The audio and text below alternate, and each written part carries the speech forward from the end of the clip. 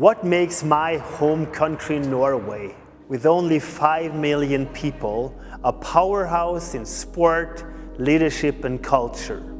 Today I want to talk about my latest book, The Viking Code, The Art and Science of Norwegian Success. First, let me unpack the title. It seems like a high-performance manual. It's more about the essence of what it means to be successful. Because this book is not just about peak performance, but it's about creating a high-performance culture that is deeply rooted in values. So I was writing a book about capitalism, and I realized that all of a sudden, in Norway, in my home country, we had all these great athletes in all kinds of sports that has nothing to do with snow. You had the famous soccer player Erling Haaland, Martin Ødegaard, the runner Karsten Warholm, tennis player Casper Ruud, and golf genius Victor Hovland. Norway had produced the 2 best beach volleyball players in the world and the 2 best triathletes. And I was very curious about how that came to be. A lot of them young men who has a very strong relationship to their father or a father figure. Many of them kept their high school girlfriend, starting there off their career and becoming famous and staying in a very stable relationship. And I was very curious about how that led to that individual success where they had risen to the top of the pinnacle of these huge global sports.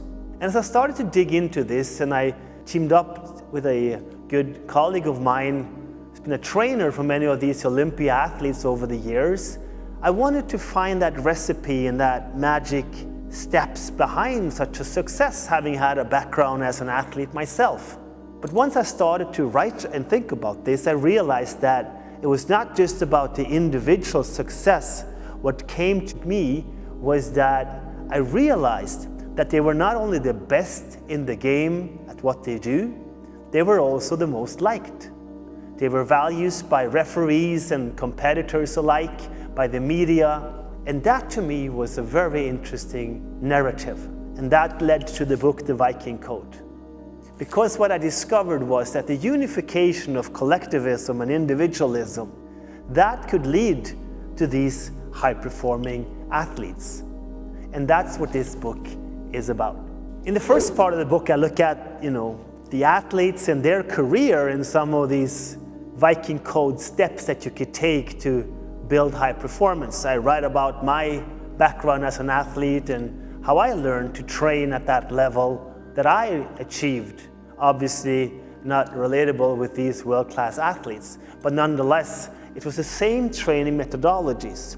So I discovered that as technology has advanced, theoretically everyone has access to the same tools today. The strict optimization game will only get you thus far.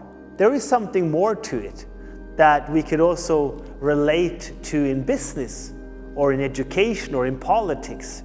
But the Viking Code is also more a philosophical book. The second part of the book, I look at the very essence of an active life. I strongly believe that if we live an active life, the very essence of the German word that I like to play with, Lebendigkeit, the vitality of life, that is the foundation for growth. Everything in life is compound interest. It compounds into something greater. If the input, the quality of what you put into life is good, it will lead to an output. And this is where when you take those micro ambitious steps, kind of like running the marathon, where the start and the end are merely apart by the process that you run in between, that boils down to the quality of each and every single step that you take. That has a lot to do with living a conscious life, to experience progress. And this to me is also the foundation of this very concept of Lebendigkeit, what it means to be alive. That you can experience your own experience, that you can learn and grow. And this is very strongly baked into the Norwegian culture, where you get out, you're active, you play, kind of like a toddler or a child where you have that light playfulness, but you also have that sense of experience of wanting to move on. This is also something today in our society where our society has become very reactive, where we react to impulses and we do it at the cost of our own achievements by reacting to others, an extrinsically motivated drive. And this is why performance today becomes exhausting, because we are constantly trying to optimize and react to others. And the Viking Code is about taking back that agency, that self-control, if you like, to give meaning to life, to live an active life, where the outcome of your individual steps can lead to those finite goals, where it's not just about comparing to others, but to experience progress. I think it's okay that if you lose and you fail, that hurts.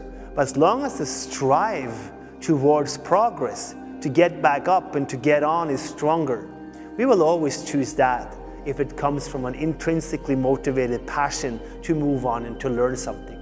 So the Viking Code redefines success, where success becomes your experience progress, where you learn how to learn and you experience what it means to be alive. And the high performance culture that we relate to, the results, the finitude of results in the finite game, are outputs of a process where we focus on the input and the quality of the drive. This is the Viking Code, the art and science of Norwegian success. Check out viking-code.com or on Amazon. Look forward to your feedback on my new book.